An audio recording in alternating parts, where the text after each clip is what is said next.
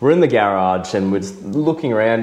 Normally in the store, we've got everything. But in the garage, I've got a few things. I spend a bit of time looking after my car and looking after Anna's car and all that sort of stuff, trying to keep them clean. And so I thought I'd talk about polishes, because polishes ain't polishes. Yeah, well, I mean, not everything's made equal, and a lot of stuff you can very quickly do more damage than good. And the other thing is how much time you're willing to spend doing it. I'll just run through some of the ones that I've just got here and explain what they are. So I might start off with the Scratch X.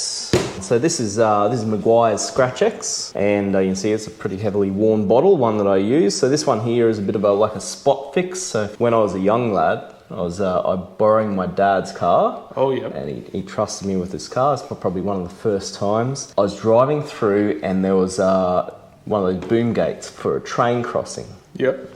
Train was ages away. I had all the time in the world except for this boom gate. So anyway, I gave it some. The boom gate hit the top of the car. Oh, no. And left a white mark. So yeah, shouldn't have done it. But use this bad boy. And he was none the wiser. This removed the paint transfer from the boom gate to the car, and it turned up perfect. But any little scratch, little car park scratches, those sort of things, just do this, do a spot repair. If you're able to, throw a bit of wax on afterwards so you got some protection on.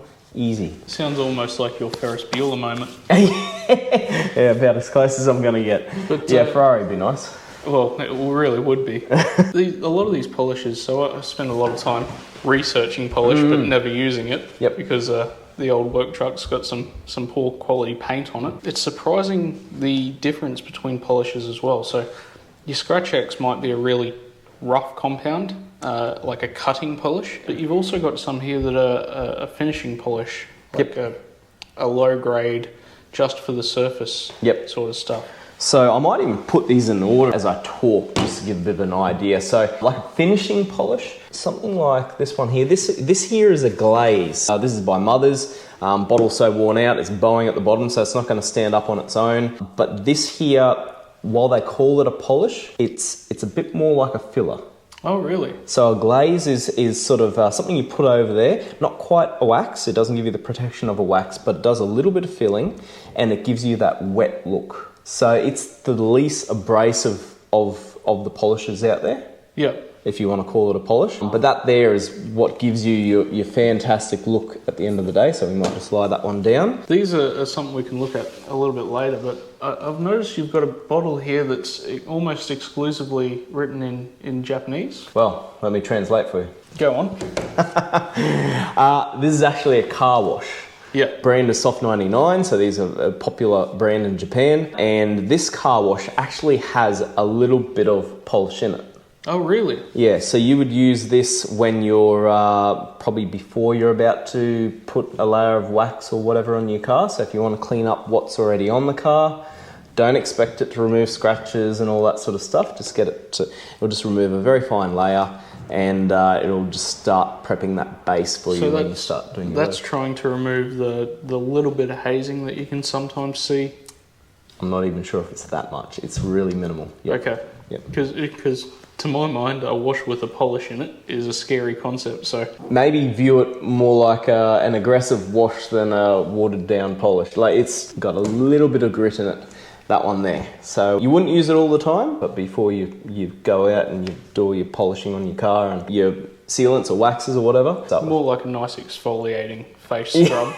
The similarities between this industry and the skincare and the beauty industry is very close, isn't it? Yeah, they say beauty's only paint deep. Yeah. There you go. Now these products you've got over on the right are the ones that really interested me, and I know one for sure is one of my favourite products. Mm-hmm. Yep, I think I know which one you're talking about. In the world. It's actually one that I think I've done a video on in the past. Ah, cool. And I think it blows a lot of very expensive products out of the water. Talking about this one? Yeah. Over you. That's the Meguiar's plastic. So you seem a bit of a Meguiar's fan from what I'm seeing. I've got a mixture, yeah. Certainly I've got a bit of Binder, a bit of Fireball. I've got a fair bit of Meguiar's. I've got some Bowdens, a touch of Soft 99, a couple of Mothers. So yeah, it's a mix. Yeah. But when it comes to polish, I do like Meguiar's, yeah. Well, Meguiar's a very trusted name as well. But the plastics in particular, how long have you had that bottle? A lot of these bottles are pretty old. You can see it's fading. Well, So, that's what I love about the Plastex polish in particular. It's really good for headlights and really anything that's kind of plastic and faded. Mm-hmm. I think it says you can use it on bumpers, but I don't really buy that so much without paint. without paint. So Yep, you're talking about the... Like a grey or black plastic bumper. have you tried it on them? Not on a bumper, but interior panels. Interior panels of a car. So say, for example, you've taken something out of a car, you've gashed the plastic, and you just want to tidy it up that little bit. It's good for that. Oh, really? Yep, absolutely. Because I've only ever had the excuse to use it on headlights so far, and tell you, Perfect for headlights. it really The best. blows everything Yep, out. yep. And I see a lot of people recommending or using the buffing type headlight cleaners. Yep, there's so much out there. Everyone's got their finger in that pie. Yeah, but I have a problem with the buffing type headlight restoration kits in particular. Is that the clear coat that you get with them? A lot of people don't seem to get the clear coat to bind properly to the headlight. Oh, okay. Which means sort of in 6 or 12 months, you've got a flaky clear coat on the headlight. And the reason I like the plastics in particular is it gets you about 70-80% of the way there, and it doesn't have any of the clear coats or any of the sanding, so you don't end up with any hazing in it or anything like that. And it's a third of the cost of most stuff. Yeah, because it's just the polish on its own. I mean, and it's useful. It's not just headlights. It's those other plastics. You can use it to tidy up scratches. So it's multi-purpose. And like Matt was saying, he's probably had that bottle for 3-4 years now. And yeah. I've got to say, there's still at least a third in there. So with the headlight, so you're polishing it back, and it looks good, and that's really the way to do it. But over time, the sun's going to get to it, and you're going to have to do it again. Yeah. So the protection thing, I still believe in, but maybe there are some that are not equal to others. Yeah, I think that might be something that I'll have to do a bit more testing on. And there is a market for it. I think the people that need the restoration kits, their headlights are a lot more further gone than most others. And that really is a case for buffing it back with a proper sanding pad. They have a big set of instructions on the back of those restoration kits, and I don't think a lot of people are actually... Oh, have you smelt some of them? Not yet. Ooh, yeah, there's some pretty strong chemicals in there. Yeah. Yep. That's a good one. And then we've got a couple others over here. This one here is actually my favourite of all these products. So this is a glass polish by Autoglim. For me, there's nothing better than hopping in a car and just having perfect vision. So a good time to do this is when you change your wipers over. So if you get a nice, perfectly clean glass for the wipers to work on, they're going to last longer and they're going to do a better job.